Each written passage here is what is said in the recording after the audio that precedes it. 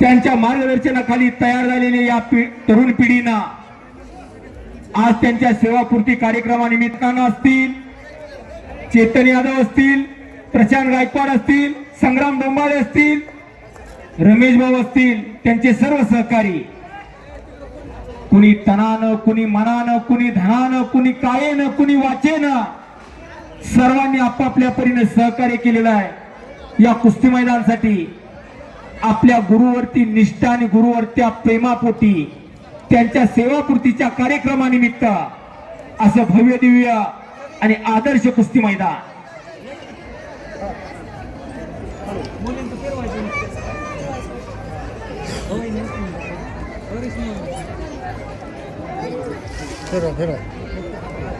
एक मोठ्या जोडीतली कुस्ती आखाड्यावरती लावली जाईल।